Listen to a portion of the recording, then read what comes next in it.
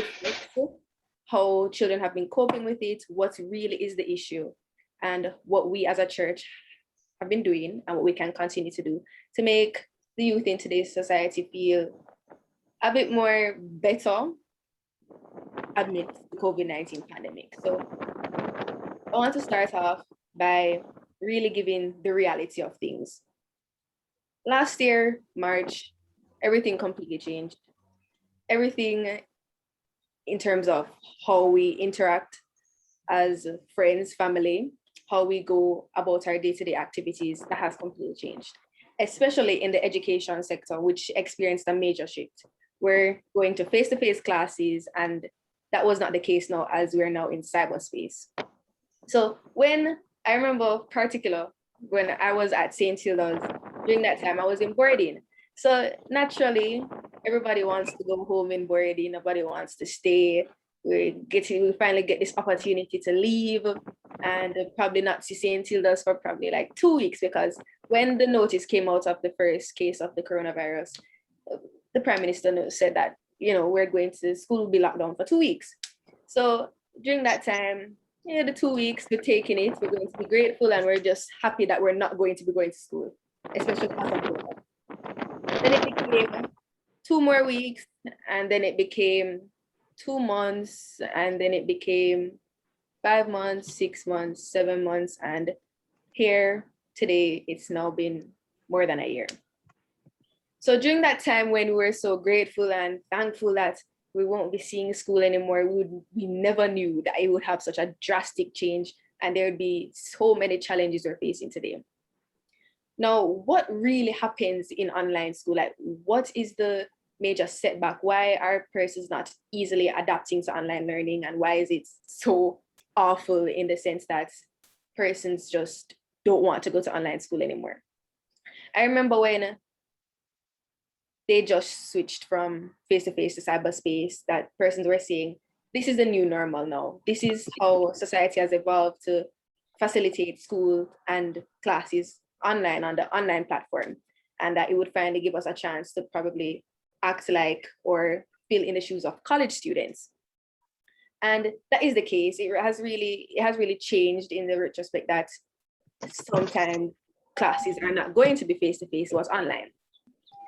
But during this time in the COVID-19 pandemic, social interaction that we had prior to the COVID-19 pandemic, at the time, we never knew it was the most essential ingredient in our high school experience. Some students love the classroom, some students don't like the classroom. Don't get me wrong, there's students now in the COVID-19 pandemic who are easily adapting to the online learning. They find it efficient, they find that they're working well with it. It's all glitter and gold for them. But that's not the case for many. Personally, I have a lot of friends, and I know that some students in here can relate to this. The demotivation, the lack of participation, the lack of will to participate in class, to do assignments, everything that school once had, that is not the case anymore. Personally, sometimes I get up in the morning and I'm saying, I don't feel like to go, I don't want to go to school today. I don't feel like to do any assignments. I just don't like how school is, how the whole online learning is going on now. This is because in the classroom setting, we could look to the right and look to the left and see our classmates. We could look in front of us and directly see our teachers. And that's not the case now. When we have a question, we have to be unmuting the mic, turning on the camera. And that just poses an extra difficulty in this time that we're not used to. So human interaction is a major effect now. And since we're not getting it as it was before, it has changed how we completely behave. Prior to the COVID-19 pandemic, we're getting up, we're on a set schedule, we're going to classes, we're going to school, we're interacting with our friends on a day-to-day basis, and that's not the case now. Another thing that happens is procrastination has become, personally, my best friend, and it has become many of our best friends, like CAPE. Personally, I have CAPE coming up, and many of you have CSEC coming up, and with different internal exams. And I have never felt this unprepared for an exam, not in the sense that I'm not studying or it's not as it was before, but the mere fact that I did not get my face-to-face classes, I did not get to interact with my teachers, interact with group members, interact with my classmates as I had before the COVID-19 pandemic. Outstairs. It had just made me shift completely into this whole realm of procrastination and negativity. These are supposed to be the best and last years of majority of the school. So we have grade 10, grade 11, grade 12, and grade 13, who are basically anticipating graduation, who are saying that, you know, these are the years where we're developing character development, leadership roles, really getting seeped into the hierarchy of school itself. And that had just been completely taken away from us. Of course, not by will, but of course, COVID-19 pandemic and the different restrictions did not allow us to go to school. I can say for myself that when I was at St. Hila's, I relied on the co-curricular activities and the different leadership roles that I had to make my high school experience 10 times better. We have to acknowledge that in this time, some persons are not as academically inclined as some. So you would have students who are not really affected because they do their academics, they're focused on their academics. This has not been a major change for them. But you have the rest who relied on their tracks, who relied on their debating, who relied on any character development or any program that the school offered to make their high school experience 10 times better. And that's not the case anymore. In this particular Gleaner article, a student was saying that, you know, they have $50 and what are they going to do with the $50? They're not going to use the $50 to put on data to go to class. They rather use the $50 to buy food. And this is the case for many students, as I know that some of us in here, we are not experiencing difficulties with obtaining resources to go to online learning or online school because we have our laptops, we have our phones, we have the different gadgets that we can easily access classes. But we have to realize that that's not the case for many students. There are many students out there who don't have access to these facilities. They don't have any laptops, they don't have any computers. And we have to especially take note of the students who are doing their external exams this year. And I know that everybody can relate when it comes on to Digicel or Flow, mainly Flow, not being biased or anything, but mainly Flow when we're in the middle of class, we're in the middle of a conference, we're just in the middle of anything, and the Wi-Fi completely just chips out, or it comes the next, leaves 5 minutes, comes back the next 5 minutes. And that kind of creates this annoyance where if my Wi-Fi is going to be coming out and chipping out every minute, I just have a complete lack of motivation to even go to class or to even continue going to this conference. And that's the case for many students, because alongside the fact that they don't have the resources, they don't have the adequate or efficient facilities to help them go to online learning. And of course, the COVID-19 pandemic has posed many restrictions. So we had the opportunity to interact with persons, especially I know that the youth, we're a tight group at the Ascension. We interact with each other almost not in church itself, but outside of church. We interact with our friends, we interact with our family friends, our family, just anyone that we can interact with. And that's not the same anymore. Even this now panel discussion, I'm literally interacting or talking to you guys through a screen. And that's not what I was used to before. That's not what we were all used to before. So really, it's an effort. And it's the effort that we have to greatly appreciate, because it could be a situation where we just completely not see each other for like a year, not talk to each other for a year, and not interact with each other for a year. And this has a major strain on one's mental health. That's the major aspect. The psychological effect that COVID-19 has on us affects every little thing that we do. It has effect on the will to go to class, the will to interact with persons, the will to really sit down and put our future, like plan out our future. That's not as it was prior to the COVID-19 pandemic. We're in an uncomfortable situation, and there's so little that we can do, because one mistake, one minor slip up can lead to a major outbreak during this time.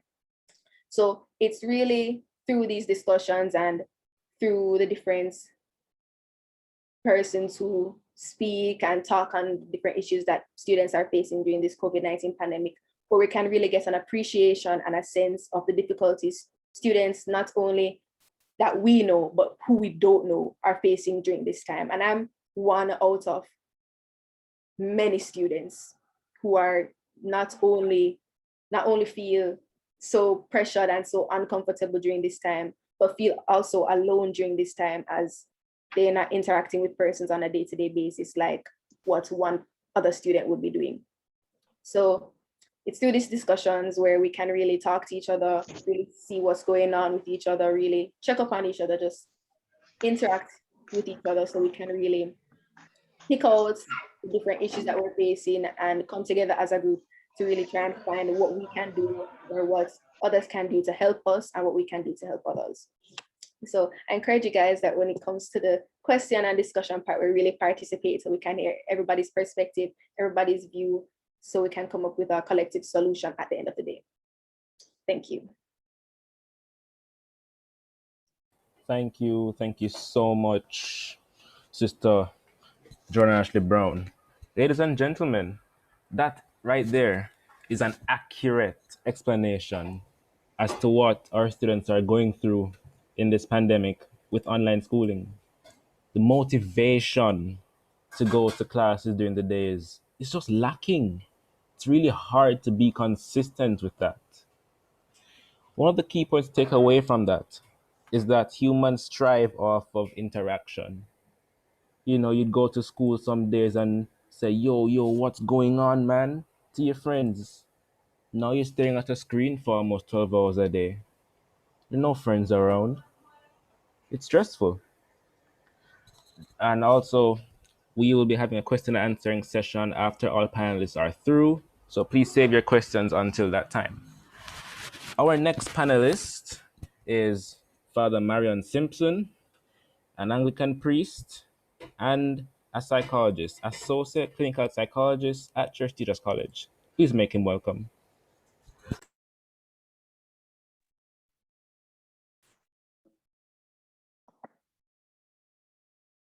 Hi, good afternoon, everyone, and thank you for having me here. And I am indeed thankful that I'm able to share with you in this capacity. And one of the things that I wanted to point out is that from the rural perspective, there are a number of challenges that are going on with our children. So not only are we dealing with challenges in the corporate area, but you can only imagine what it is like for children in rural communities. And so that's where the bulk of my work has been. Since September of last year, I am sorry to say that I have had to diagnose over 200 children between the ages of 6 and 16 with mental illnesses. And in many of the cases, many of the children have more than one mental illness. And that is a shocking reality, yes.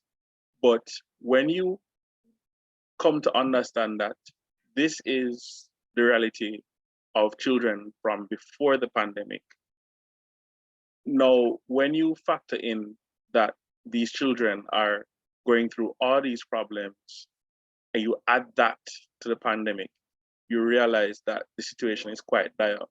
So a lot of the challenges that I have seen are learning disabilities, attention deficit problems, and various areas. Now, when you have a child who has special needs and is already having problems working in the ordinary space, you go and add a pandemic to it, it's obviously going to cause more problems. Now, we're not only talking about children with special needs, but we're talking about children in general. So if you have children who do not have special needs, who are normally developing and are getting okay grades in school, and they're struggling, you can only imagine what children with special needs are facing. And it is a sad reality. It is a sad reality because many of these children go unnoticed, they go unhelped, and many times they slip through the cracks and nobody really pays attention to them. Now, what are some of the special needs that we see? Learning disabilities. So they're not able to read, they're not able to write. I have even had to test a child in grade 10 who was only able to write his name and nothing else. So when it comes down to online schooling, he was at a loss. He didn't know how to keep up. He didn't know what to say. He didn't know how to engage the teacher. So what did he do? He spent most of the time outside playing or doing something else because online school meant absolutely nothing to him. Now, when you have a child with special needs, and per se, a child who has, say, for example, attention deficit hyperactivity disorder, ADHD, and the child is hyperactive or inattentive, you find where it's very difficult for them to stay still, to sit in one place for an extended period of time. And it's a really sad situation. Coupling that with the thought that there are some parents who do not believe that online school is real school, they will send the children out to do different errands. Oh, well, you're not in physical school, so don't make sense, you stay at home. You have parents who prefer religious ceremonies over the child attending online school. You have the child themselves who have internet issues, as was said before, and a myriad of other issues. So when you combine all of that, you get a cocktail that is, in many instances, deadly. Not necessarily physically deadly, but there are real problems with how the children are going to learn, how they're going to interact. When you have problems with children interacting in online schooling, they're not going to be interested. They're not going to want to take it very seriously. They're going to be overwhelmed. They're going to be frustrated. They're going to be upset. And you have to deal with all of that. Now, one of the games that my 6-year-old son likes to play is hide and seek. And if after a while he realizes that he can't find you, he's going to stop and you're just going to have to present yourself. So in a situation like that, it's the same thing. Whether you have special needs as a child or you're normally developing, you are going to find that the mental illnesses or the problems, the anxiety, the depression, the frustration, all these things are going to come out of hiding, quote unquote. So as a matter of fact, I've found where there are a number of children who are now presenting with a lot of different problems that we never thought of before. And it is only getting worse because the variation in how children have to adapt to the different situations now is impacting on their resilience, on how they manage, on how they go through every day. So from a psychological perspective, it is far worse. How do we deal with it? By helping parents to engage the children more, by having teachers engage more, and finding a space where children can interact with each other or young people can interact with each other. Now, while we have to be socially distant, it doesn't mean that we have to be emotionally distant. Now, of course, there's a big difference between the two. Socially distant, yes, you have to keep your 6 feet apart, you have online schooling, but it doesn't stop you from calling a friend or using WhatsApp or using Instagram. Even as a psychologist, I have children or adults who outside a session, I will say, okay, just shoot me a message. Let me check in on you. Let me see what's going on. And so it's kind of keeping that link with different persons. And while I maintain the level of professionalism, a part of the care for these persons is ensuring that they have an opportunity to interact and to share and to really engage me and other persons as well. So overall, it is a dire situation. It is a challenging situation. It is a situation that is causing a lot of upset. But at the same time, if we work together, listening to our children, listening to our young people, providing creative and innovative ways of dealing with the pandemic, I think that is something that we need to pay attention to, because for far too long, mental health has been ignored or pushed under the carpet in this country.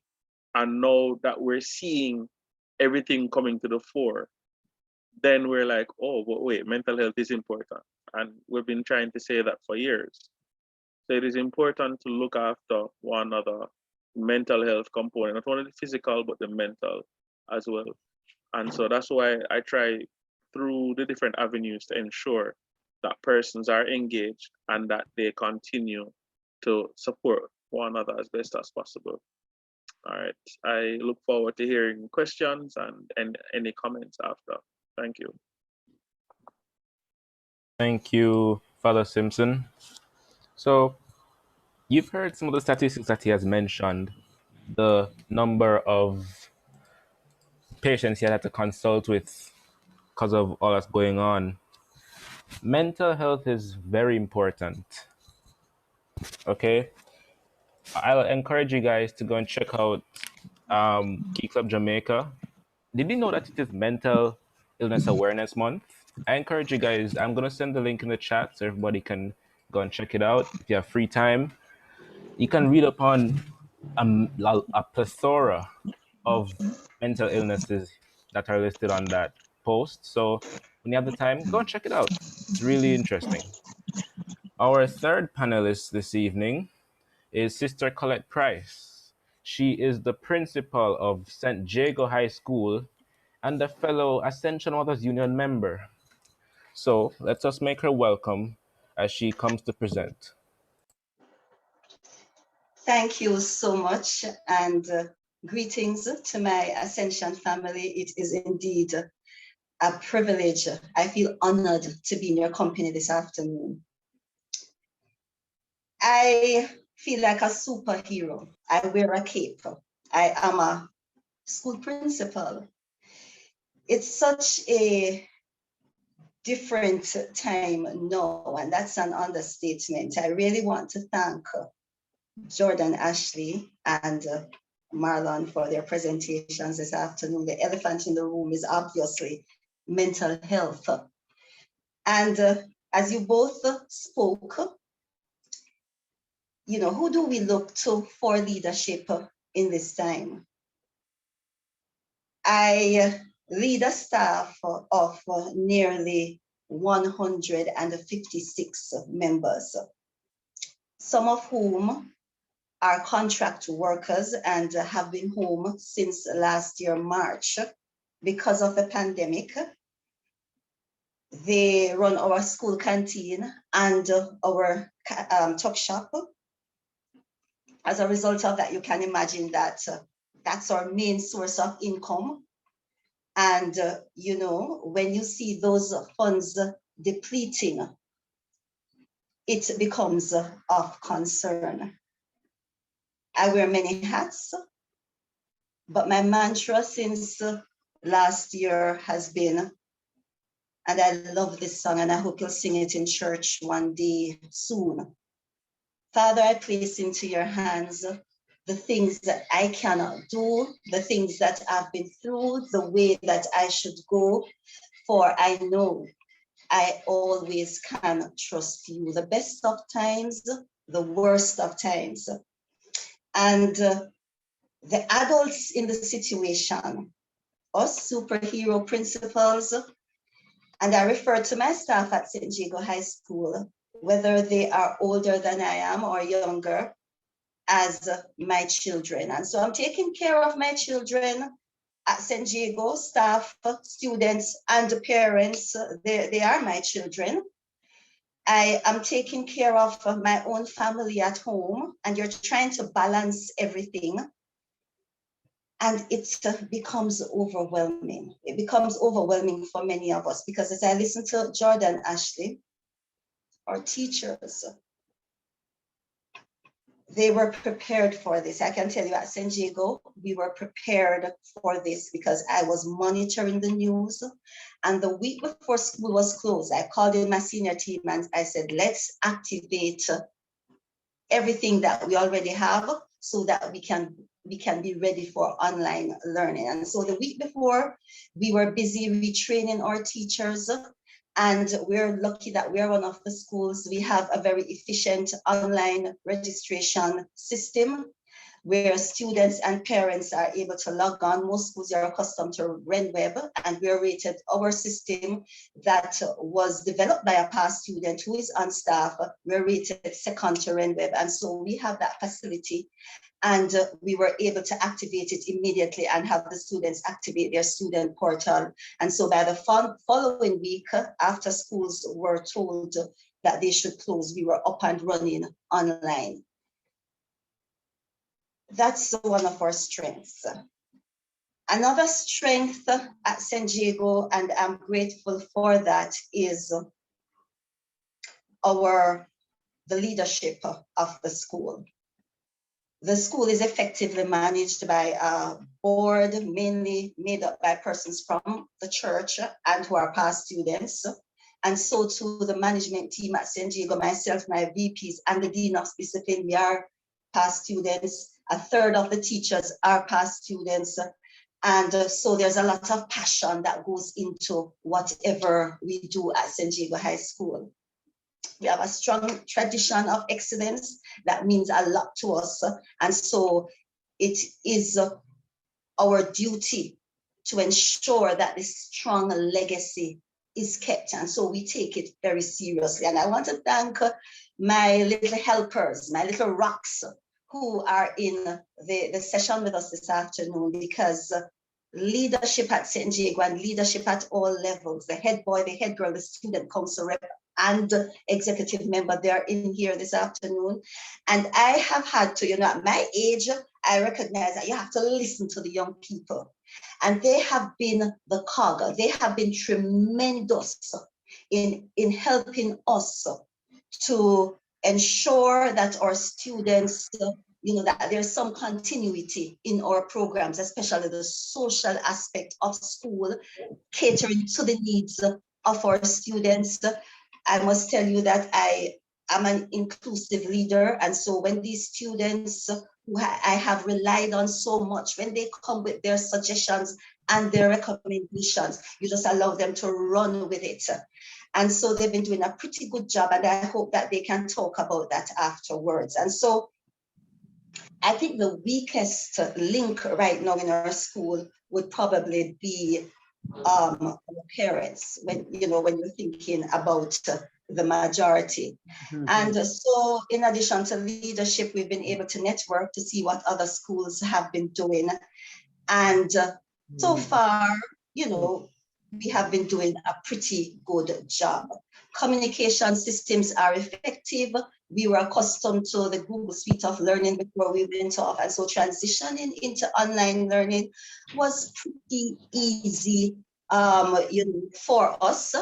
And the teachers, they also used other platforms. We're always reviewing whatever we're doing. And I can tell you that when we just started out, we were following our regular timetable, the day-to-day timetable. And it just was not working out. Persons were stressed. The teachers were stressed because it's day-to-day, face-to-face, the dynamic, it's quite different with online. And so we had to shelve that timetable, but we are happy for the experience, because coming into September and all the uncertainty, San Diego was prepared. And I want to tell you that we had 4 different timetables. One for online learning, one if there was a miracle and we should have face-to-face for the entire school. We had another timetable for blended learning, and we had another timetable for our co-curricular activities. And it ended up that we had to pull for the online timetable that had classes going for an hour. And that did not prove to be so successful at all, because one of the problems we discovered, and for health reasons, when you had children around the screen all day, children and teachers, it started to take toll on their health. The eyes got strained. I had a teacher who resigned after 6 weeks because she developed a vision problem just because of the screen.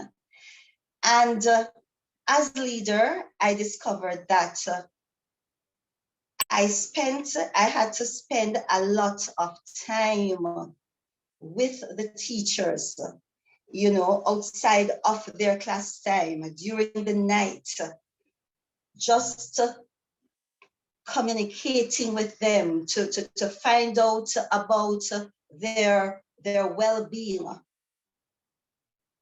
Because when Jordan Ashley spoke, it sounded familiar, the same issues that our students face in terms of the social and the psychological, believe it or not, your teachers. And I hope you will be able to just think about your teachers now.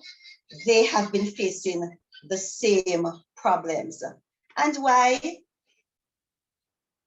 Online instruction, we are all Zoomed out. We are all Google Meet out. You know, the energy. I'm seeing a remarkable difference in the energy when we started with online learning last year in comparison to now. Last year we were on the roll, students. Remember, we still continue our devotions twice per week. We had our student support and our teacher support sessions so that persons could acclimatize and adjust to, you know, those persons who had issue with the technology, and those sessions supported them in ironing out the technological issues they had. But those sessions turned into therapeutic session because we found that the children wanted to speak, the teachers wanted to speak, the parents wanted to speak about their issues they were facing as a result of the pandemic. And these issues were mainly social issues, wanting to interact, wanting, you know, as we're Jamaicans, we love to touch, we love to be physically with each other, to see each other. And there's a barrier because of the camera. Most cameras are off, and for very good reasons. Even teachers, the internet the instability of the internet, the connectivity issues there. You will use less data if your cameras are off. And so the similar issues that children face, it's the same thing that our teachers face.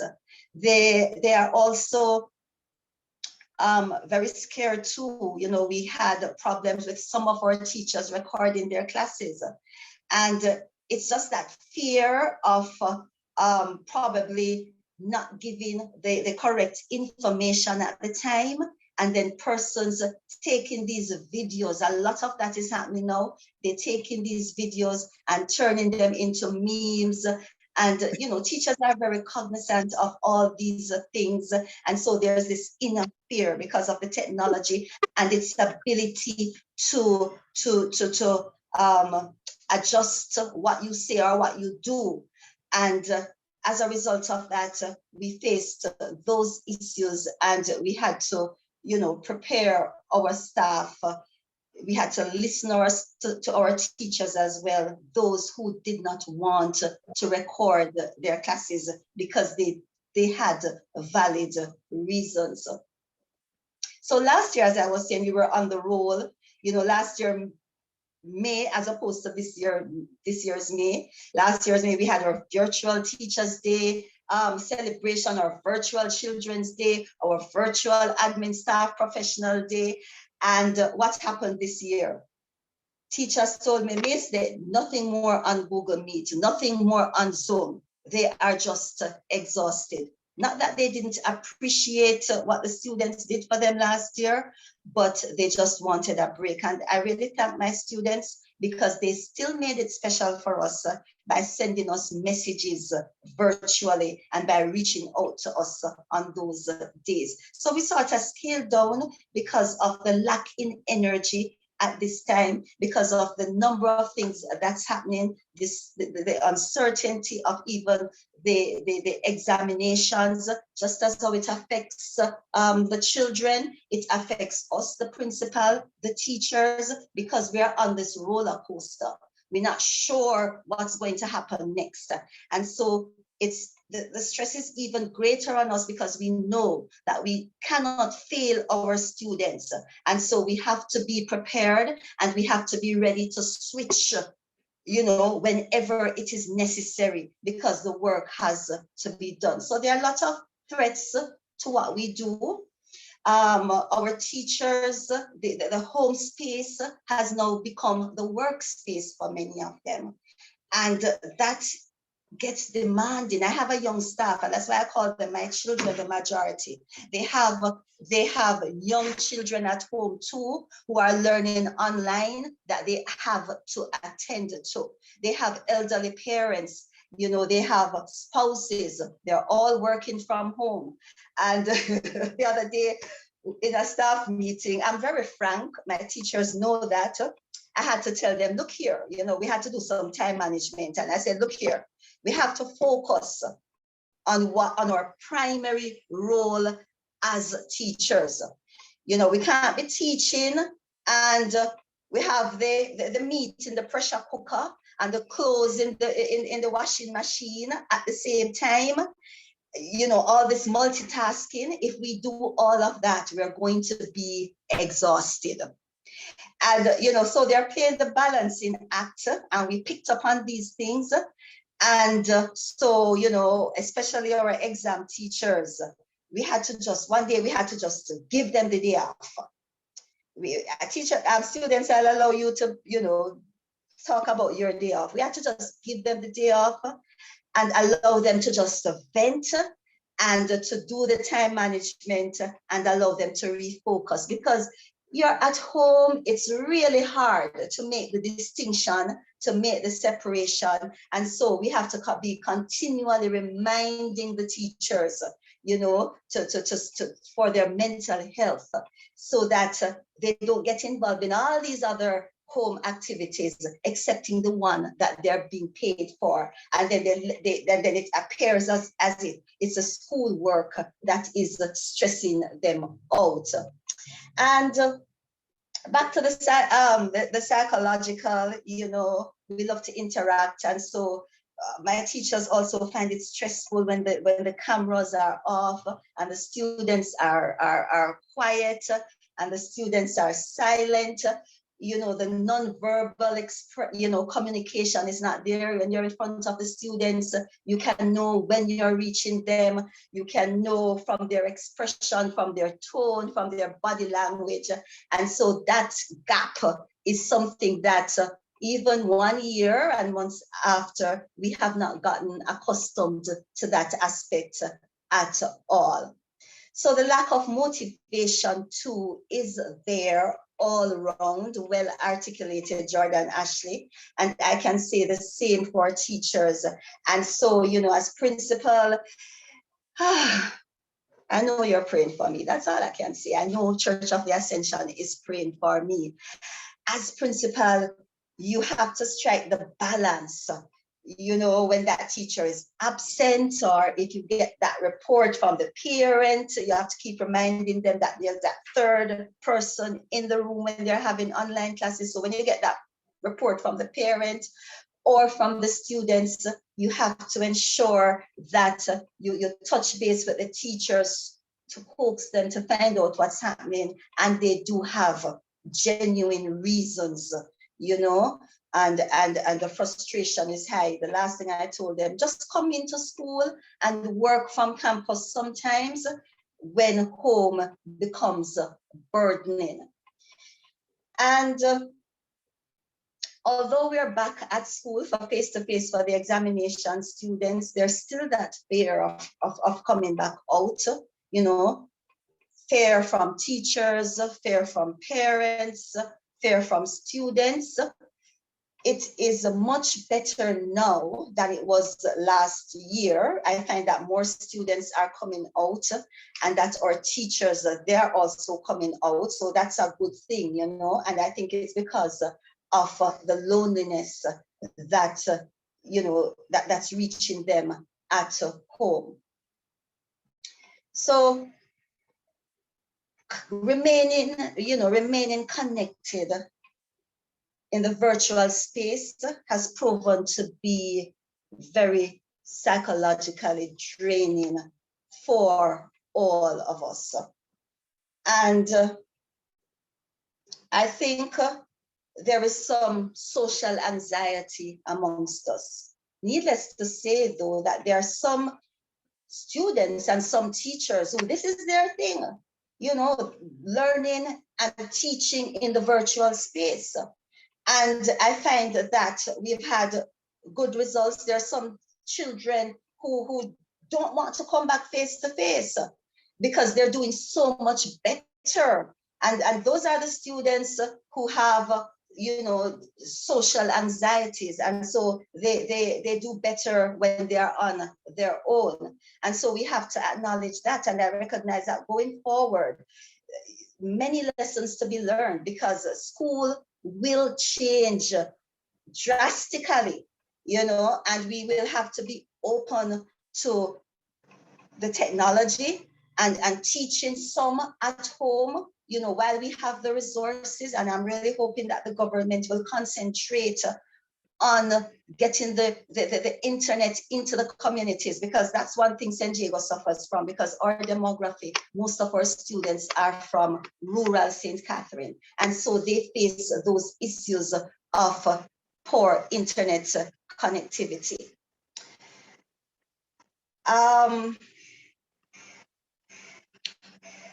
There are the benefits, you know, we've been able to collaborate nationally with our teachers and with our principals, you know, regionally and internationally. And so that has been good for us.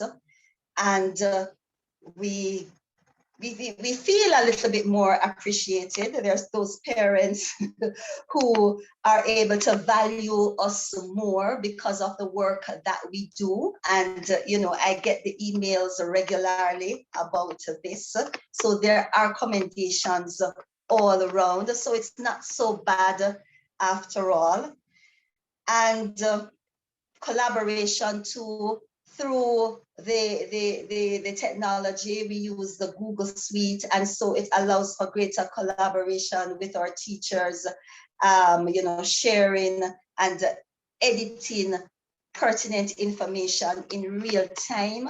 I really am appreciative of that aspect of the technology, because we're able to do things much faster, you know, setting our lesson planning and even our policies, because policies have to change too. It's dynamic, it changes all the while.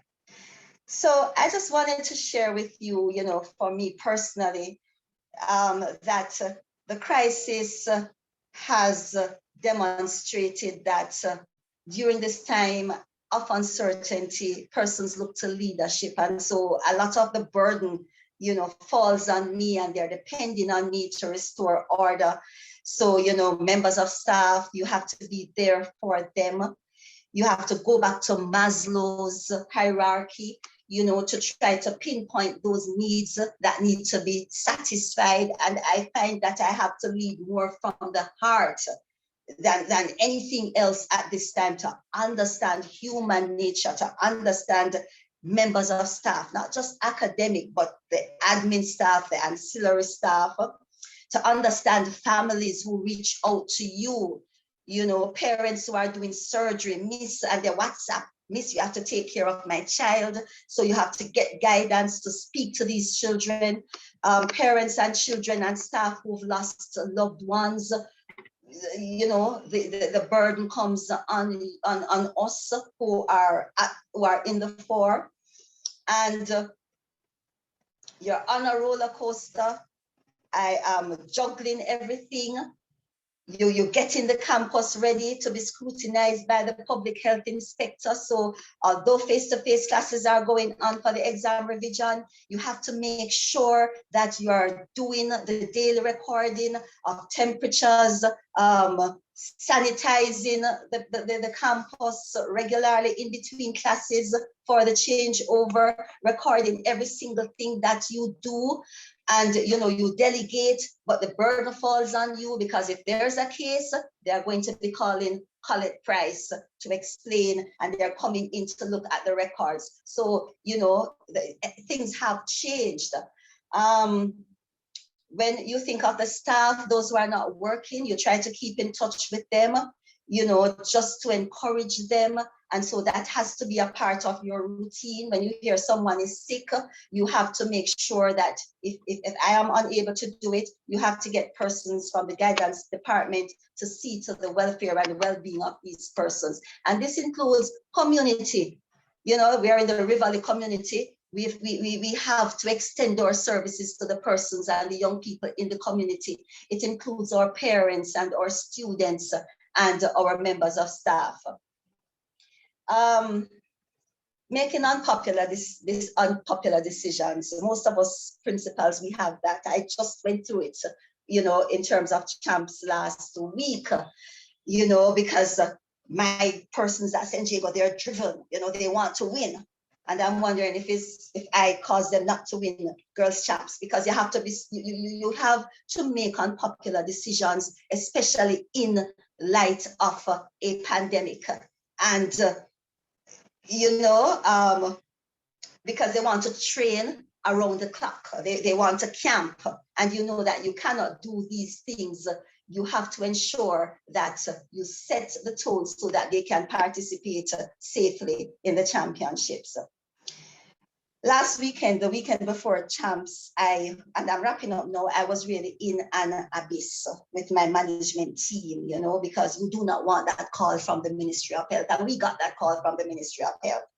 And when you have to be allaying the fears of your coaches, of your athletes, of your teachers, of the parents, and when they know that this child is equivalent to 16 points to win that championship, and they convince you that we have to clear this child, and you're going through the process with them. Midnight, the parent is calling, "Miss, you have to help me. Miss, my child needs that scholarship." You know, it's a whole lot to really process. It's a whole lot to deal with. You know, you have to be, you have to empathize, even if you don't believe in it. Right now, we're faced with the possible rescheduling of the exams, and we've had to meet with a team to also strategize how we're going to be dealing with that. And believe me, just as the children can't deal with it, the teachers, the administration, us principals, we are on edge. Mentally, physically, we are on edge of the possibilities of the examinations being pushed back. Good reasons, you know, Trinidad is having an outbreak, and it's a regional exam, and so we have to be open to that. And finally, you know, when you delegate the duties, but you still have to get the feedback. And so when you hear of that child who is molested, that child who is pregnant, that your top student who has quit school completely and gone work, or just not doing anything at all, and you cannot convince them to come back to school to even try, it is heart-wrenching. And so there are those children too who you had, who were making strides, but you recognize now that they have regressed, you know, based on the final report. And so it's really burdensome, and you have to be forward thinking to determine how you're going to help those children to come back, you know, up to speed in terms of their academics. In all of that, though, I feel blessed as a principal. I have gotten support from the church, Church of the Ascension, my school family, my students who are in the room. You know, I could not do this without them. And our school, we've been doing well. You know, we were in the quarterfinals of quiz under the circumstances. Remember, I told you this afternoon, we shall return. We're upbeat about that. Champs, wow, that was awesome. We dropped a place with the boys, but we expected that. And I am just proud of the performances last week, and that has done something, you know, for our school, for our children, for our teachers. It really has done something for our school spirit. And just today, the regional exam placings, the merit listing is out for the region, the Caribbean. And we gained 3 first places in physics for the 2020 examinations. And we were first in the region in additional mathematics. And 3 of our students placed 10th in the region in principles of business.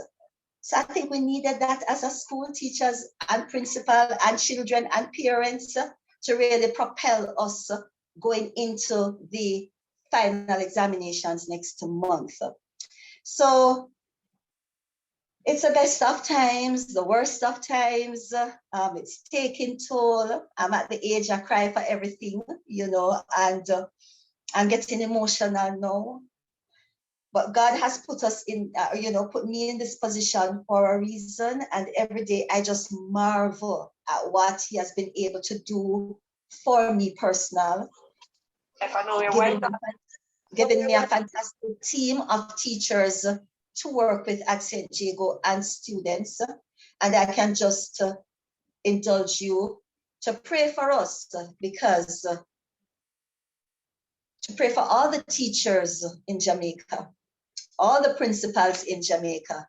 We mean well, but things will take toll, but prayers can move mountains. So thanks for having me. And I hope that you are in tune with my presentation this afternoon. We certainly were. Thank you so much, Sister Price. Now, we will be heading over to our question and answering session. So, for those who are asking questions this evening, please ready your questions. And when you are ready to ask your question, please state who you're directing it to and raise your hand. Use the raise hand feature in Zoom so you can acknowledge that you are going to ask a question. So if you find the raise hand feature, just raise your hand and you will be acknowledged for your question to be said.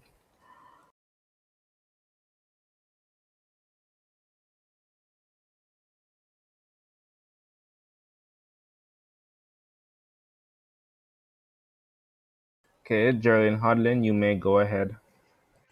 Good afternoon, everyone. Wow. Sister Colette, I am tired. You've given me so much for a lifetime. This question is for you. My first question is for you. Where do you go for support? There is so much on your plate. Are you okay? There is so much that you have to deal with standing on your feet. You don't have time to wrestle with it, to respond. How do you get propped up as a principal, as a leader, as somebody in the community to whom almost everyone looks for a possible answer to their question? So hold on to that for me. And then Marlon, I want to ask you, when you consult with the students, do you do that virtually? Do you do it face to face? And are parents usually available to be with them when you are at least challenging them, questioning them, getting a sense of where they are emotionally? Thank you.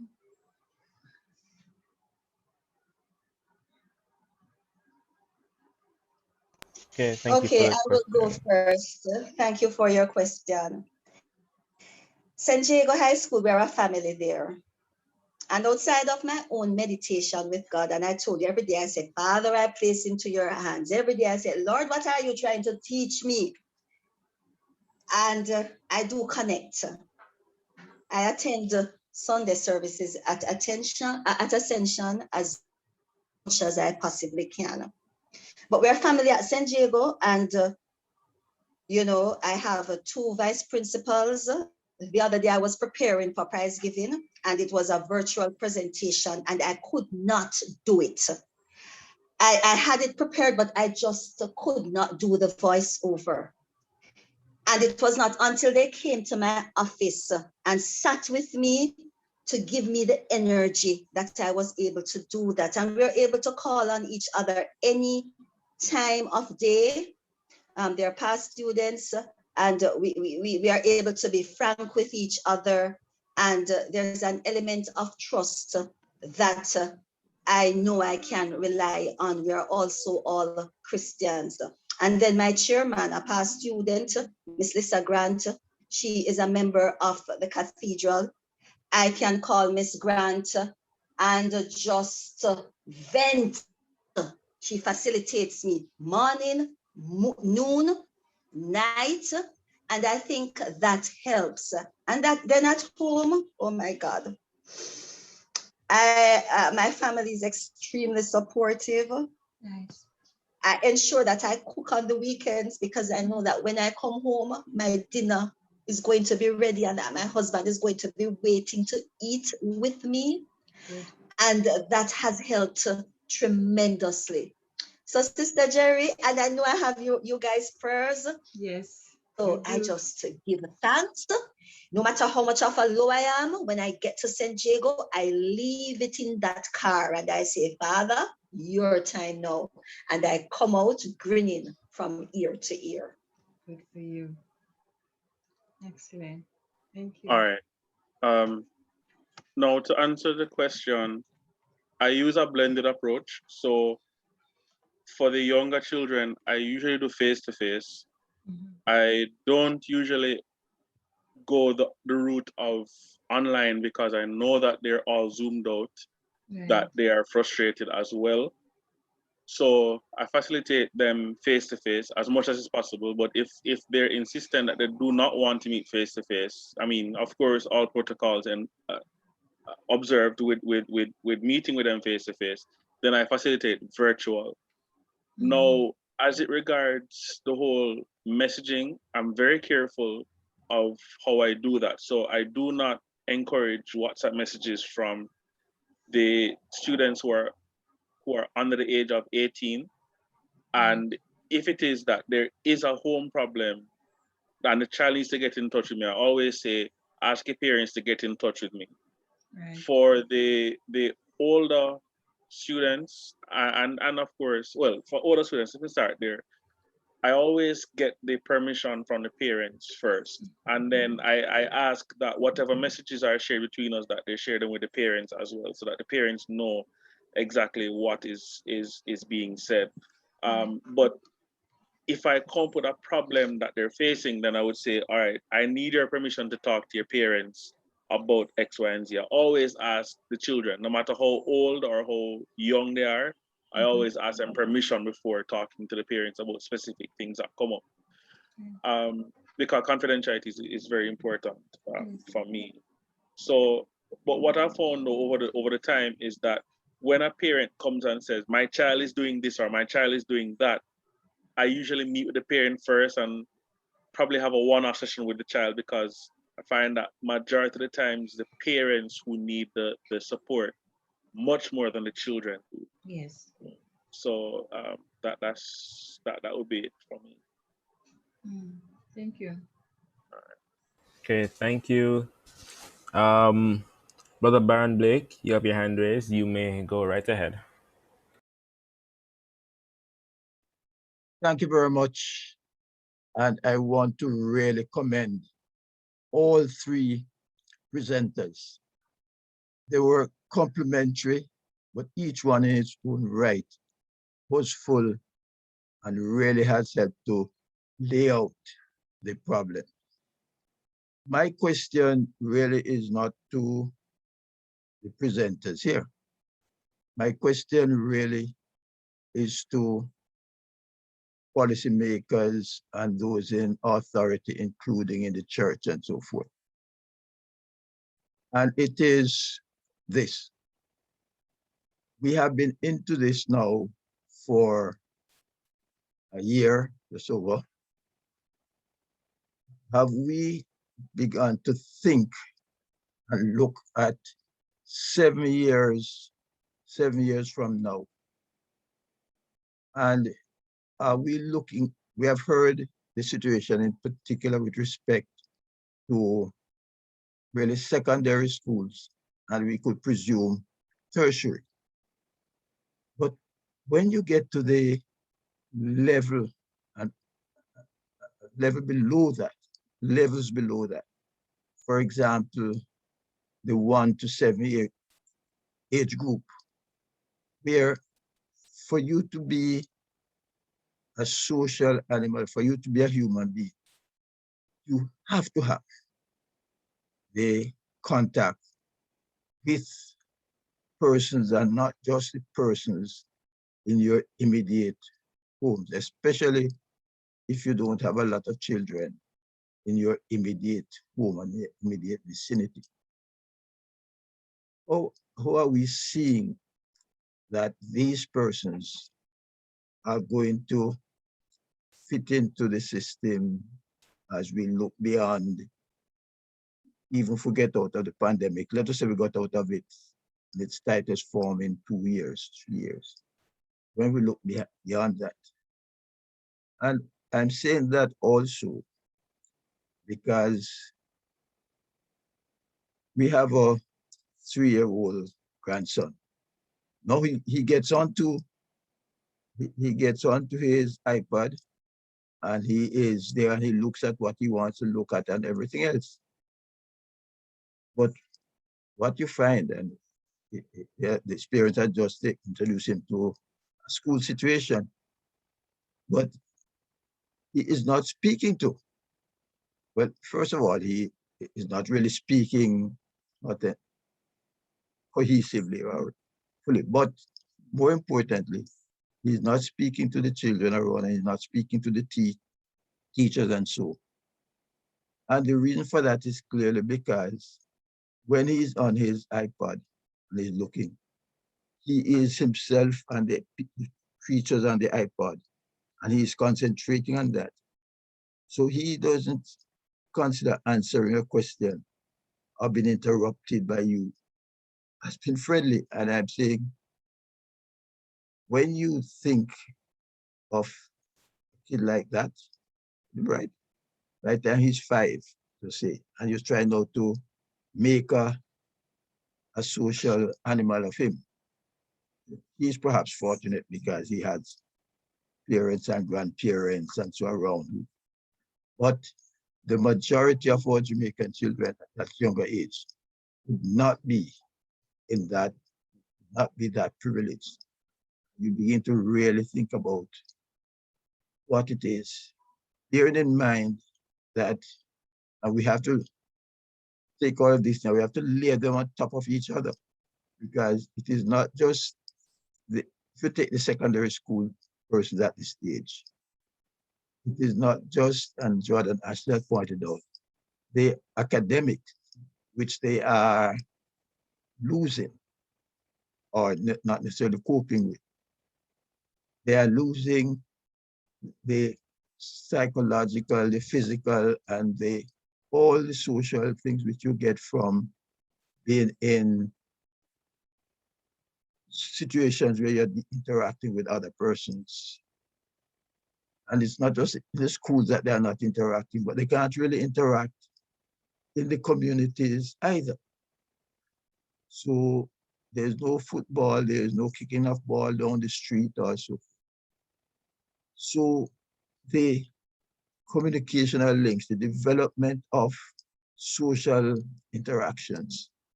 And if we think that, and we know that there are people who have never socially adjusted set of people, and this Brother Simpson might want to think about, reflect on.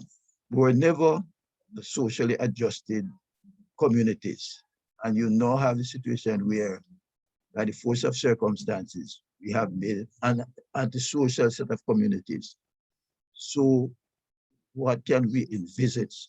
And have our policy makers and our leaders begun to think in those longer term aspects. And by leaders, I'm not just talking about the political leaders, and I'm not even just talking about the educational leaders, but all our thought leaders, we really have to begin to think, I would suspect, in those longer terms, because the problem is a layered set of problems which are layered in a society which was well adjusted it before. And therefore, how do we come out of this? How do we see ourselves? Let me again thank all the presenters for really wonderful presentations and for putting this on the table. I think we have material here which needs to get to a wider and broader set of persons. Thank you very much. Thank you for that, Brother Byron. Nika, Sister Nika, you may go right ahead, please. Good evening.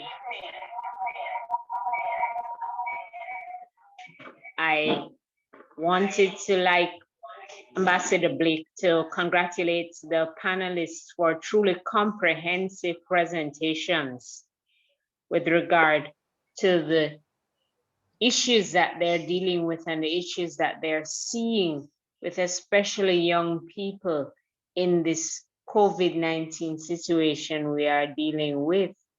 I, being a doctor, I have noticed, my question actually is probably for Reverend Simpson, with regard to intervening with a number of children. I'm seeing young children with what seems to be early neurodevelopmental issues, which is worsened by them being chronically starved of interaction. We are social animals as human beings, and the children are being harmed by being isolated from social interaction, which is necessary in the setting of the pandemic. But what, Reverend Simpson, what do you see us being able possibly to do within this setting to socialize, acclimatize children, not only young children, but even as far as you can see Jordan Ashley, who is a sixth former, who needs that? What do you see us being able to do? All right. Thank you for that. And now you have piqued my interest, because as a neuro psychologist, that is my area. Neurodevelopment and cognitive degeneration, all those areas are dear to my heart. And of course, for neurodevelopment, one of the factors that is of concern for me is the lack of socialization and the the resultant effect it has on the lack of development of the brain and the social self as well. Now, as far as I've seen, there is no replacement for social interaction, especially for the younger children. We cannot get around it, because if we want our children to develop, then it's going to mean that they're going to have to develop that social aspect of things. So having the interactions, but there are different games that a lot of the children that I see nowadays are playing, like Minecraft, and the list goes on. I can't even tell you the different ones, but one of the things that I found is that they tell me what they look forward to is not necessarily the game itself, but is the interaction. It is meeting new people. It is talking to their friends, and that in and of itself helps them. So if it is that we can have a controlled arena where our children can continue to interact virtually, or if we are able to maintain the distancing and other COVID protocols, have them meet up in small groups. So at Ascension, you could say, okay, on this particular day, we can accommodate 10 children, and we have very specific activities that they can get involved in, just so that they can see one another, that they can, to some extent, interact with each other. You know, just having an avenue where it's a safe space for them, a physical safe space, or as we said, a virtual safe space. Because if we do not continue to develop or help our children to develop in that state, we're going to see in another few years the cognitive decline of our children. So they're not going to be as socially developed, they're not going to be as neurologically developed as they should be. And that opens a whole nother can of worms. So, but we have to be very, very practical in how we treat our young people and make safe spaces for them to interact. Me leaning more towards virtual, but also in a physical sense as well. Hope that answers the question. To a certain extent, Reverend Simpson, what do you think about pods with regard to social interaction to replace the widespread interaction, which is not possible now with COVID-19? All right, tell me a little bit more about the pods you're thinking of. I'm thinking about families with similar age children, let's say, coming together and putting their children together to play, to interact, that might improve their socialization. Right, and I think that's a good idea as well. And again, we can't stress enough just ensuring the optimum safety of the children, but again, nothing can replace the social interactions, the physical interactions. I know that there are some children who do well with online school, but majority of them are not functioning simply because they can't see, as Jordan Ashley said, they can't see the person beside them. They can't see the person behind them. They don't have anybody who is throwing something on them or, you know, telling teacher on them. So having that physical space, that safe space where they can come in and interact is important. Actually, at Church Teachers College, that's what we're doing now. We're slowly phasing in having more of our children coming into the physical space.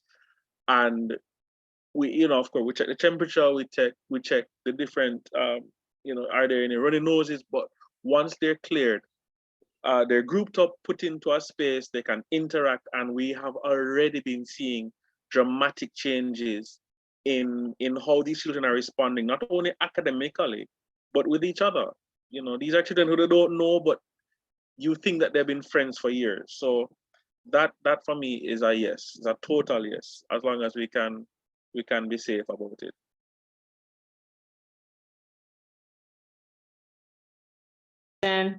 Thank you. All right, thank you. We will only be taking only 2 more questions. So, Mr. Akeem Pollack, you may go ahead, and then Sheila Barrett can follow right after. Hi, hello, good evening, everyone. Thanks for having us. I'm Akeem from St. Jago High, and I just wanted to say one thing, or like head students and students council. So you have Olivia, our head girl, and then the Marley and Ashley J. They're from the council. They're also here too. We had things on Instagram that we tried to tap into. Things like IG, on IG, where you had Motivation Monday, Wellness Wednesday, and Flurry Friday to kind of get not only the students, but the teachers, the administrators kind of relaxed, or, you know, their motivation renewed and all of that, which was really something that was working. But I have a question for Mr. Marlon. I don't know if you addressed this, but I know that a lot of persons now transitioning from the virtual, and remember, it's not only like exam students who are, it's really only exam students who are really going back to physical, but like probably a couple months from now, you'll see people transitioning from virtual, like the younger students. Like, how do you really deal with that? Because, you know, a lot of them, they're going to be now very anxious, introverted, they're really not going to want to speak to anybody, you know, that kind of vibe, or, you know, they're going to be kind of nervous being around physical people. And it's not because they are now at school, even at home, they really want to talk to they don't even talk to their parents or even siblings. I know a lot of students like that. So how do we deal with that as a society with a lot of people now transitioning from virtual back to physical? All right, thank you for that, Akeem. It is there's no easy answer for that one, but the truth of the matter is, we're gonna have to train our teachers, and on a societal level, we're gonna have to have a wide range set of training sessions to just allow the children, to allow the students to just be themselves. They're coming back into the physical space. They're going to be uncomfortable. They're going to be a range of emotions. And one of the worst things that we can do is shut them down and say, basically, that your emotions are not valid and that they're not important. We have to take each person as they come with the varying range of emotions and just have them vent or not vent or just shut down. And a part of it is going to be allowing ourselves to expect just about anything to happen. And what I mean by that is that, all right, so a child who is usually happy and always going out and always interacting will now come back and want to be secluded, or don't want to talk to anybody, and that's going to be fine. What is not fine is if after a couple of weeks, or say even a month or two, you realize that the person is still secluded, then I would be concerned. I would say, well, let's check that out. But usually, and again it varies, but children and older persons tend to be withdrawn when they come back into social spaces, but as time progresses, they tend to become their social selves once again. They tend to open up, they tend to be more comfortable. But again, if you notice that after an extended period of time, that is not changing or reverting to previous behavior, then you may want to seek some kind of help for the person, because there may be things going on that they're not dealing with well. Yes, when they're at home, imagine you go to school every day, you come back, maybe you have an hour or two by yourself, and then your parents come home, or you come home, your parents are there, or your parent, guardian, a sibling, and you kind of deal with it. Now you're around them 24/7. You don't want to talk to them anymore. So having them come back into social space, they're carrying all of that baggage back into the open space. And so it's going to be a lot more on the teacher, sorry, and on persons in the churches and otherwise, to kind of just be a listening ear, to be a shoulder, to be that support that these persons are going to need as they transition back into regular everyday life, as it were. All right, does that answer your question, Akeem? Yes, definitely, because especially now, I really get it's going to be very difficult, as you said, and like Mrs. Price alluded to, is that even now we're seeing the exam students going back, or even me, and it's not like how it was, and it's just taking time. You're just taking time to adjust. So yeah, I get that. Thanks again. All right, no problem. All right, thank you, Mr. Pollock. Sister Shilaba, you may go right ahead. So be our final question for the evening. Okay, thank you, Alex. It has been said already, but I have to repeat it. I really want to thank the presenters this afternoon for their presentations. It was very comprehensive, and I think it showed from each person's perspective the problems that are experienced during this COVID. I'm particularly grateful for Sister Colette because when I listen to people talking, we hear a lot about the students, but you rarely hear people talking about the difficulties that teachers experience. And I think Sister Colette did a very good job in doing that. I have a question, but I want to make a comment first. Sister Colette is at St. Jago. She's an excellent principal and she had things in place. There are other schools like St. Jago and maybe some with even better facilities, but not many schools in Jamaica have those facilities. Not every school in Jamaica has the kind of inspired leadership that Sister Colette is providing for her school community. A lot of schools never used the technology at all, and they were thrust into this online learning, and both teachers and students were at sea, and of course, you know, the other problems. So that the extent of the problem is of a greater magnitude than even what Sister Colette is explaining here.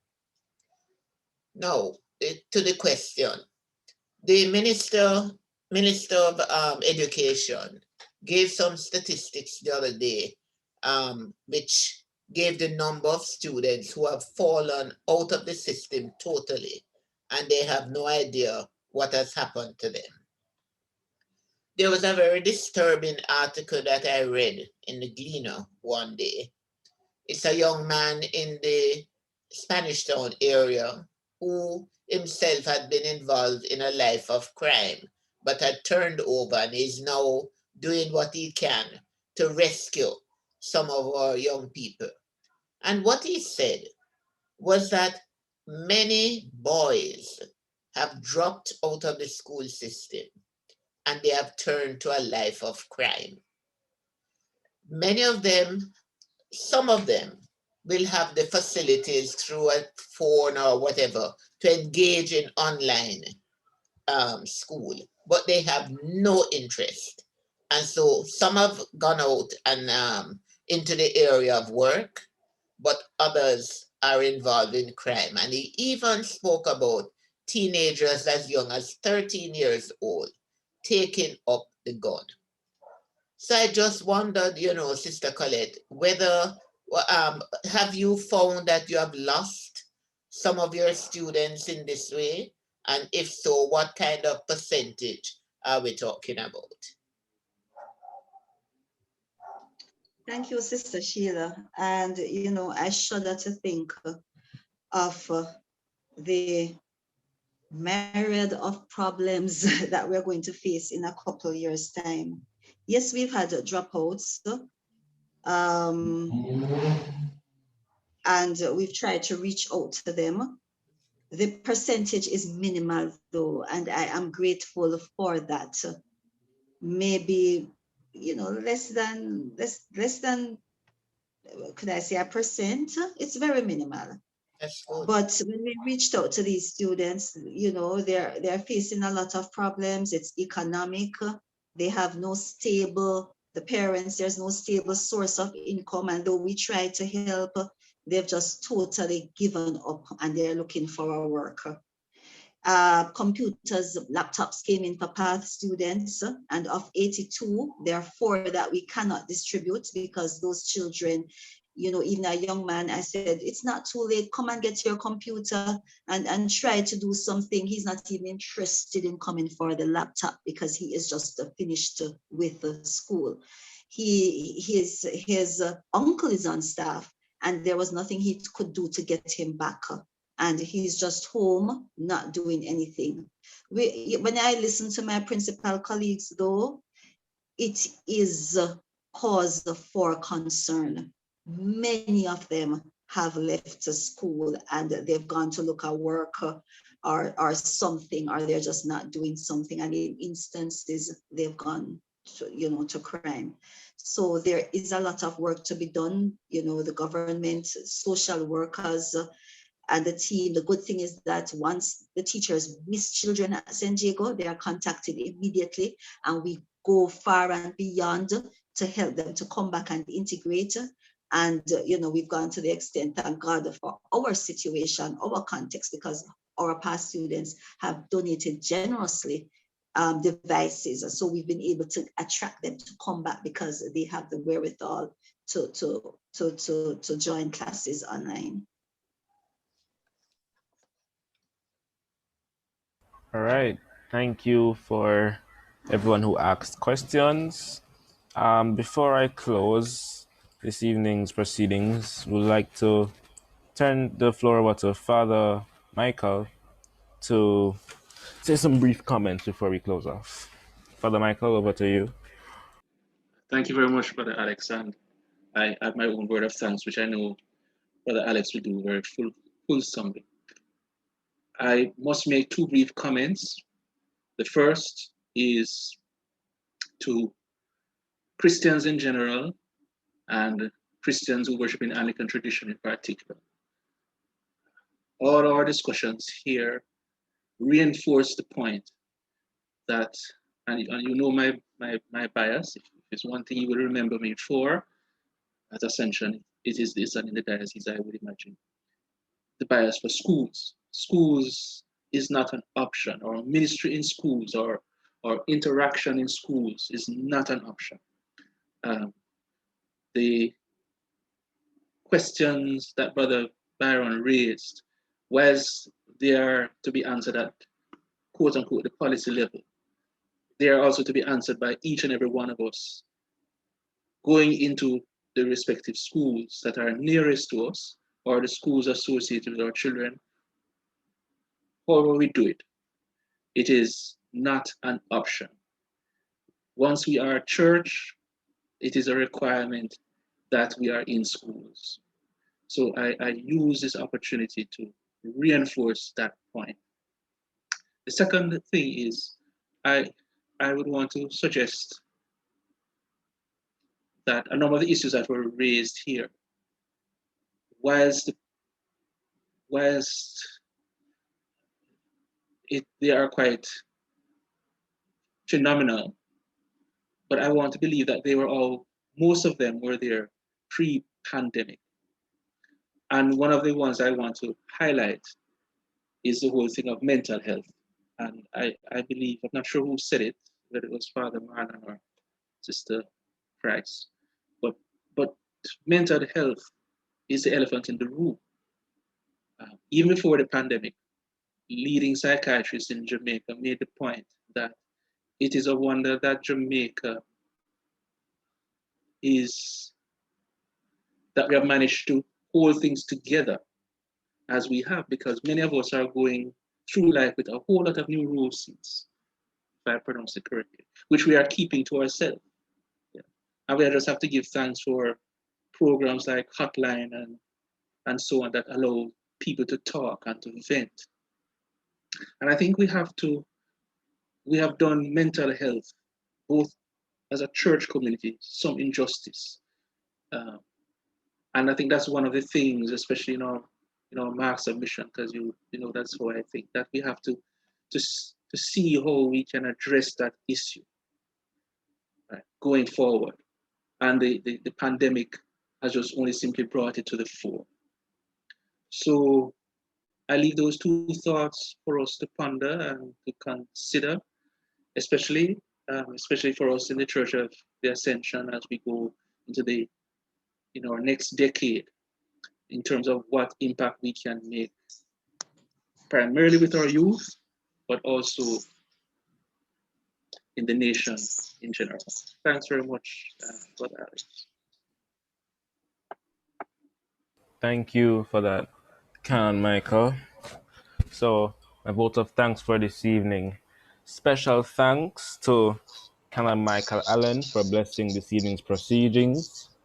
Special thanks to our event planners and to our panelists, Sister Joanna Ashley Brown, Sister Colette Price, and Father Marion Simpson, students of the St. Jago High School, members of the Ascension AYF, members of different churches in the diocese, and specially invited guests. Your presence at this evening's event was greatly appreciated. We hope to have you another time.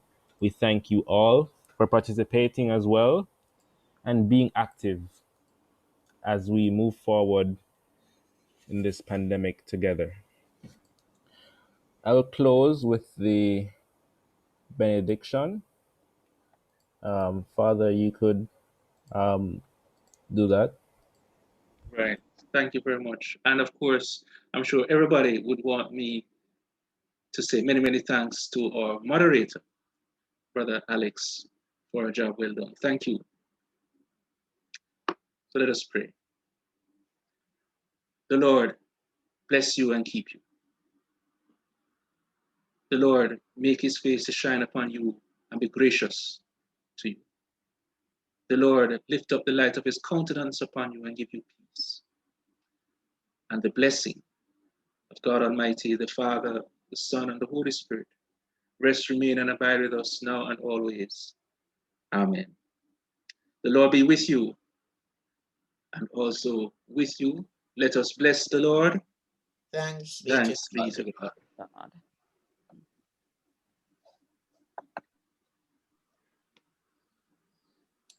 All right, everyone. Have a great rest of your evening.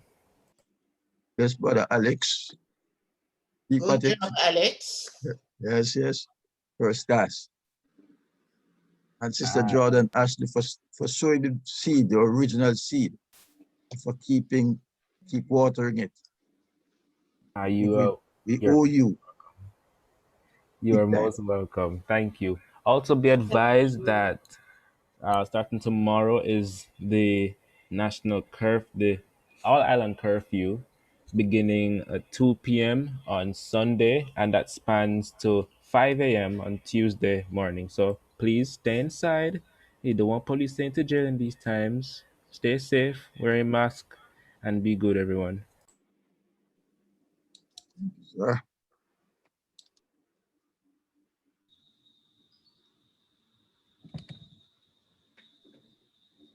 Thank you, everyone.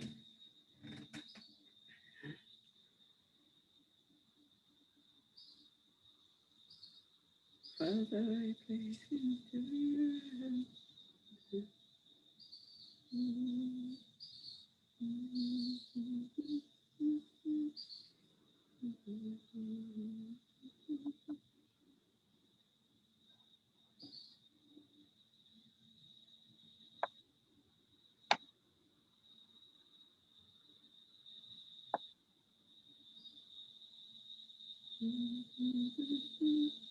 Oh, I know I always can trust you.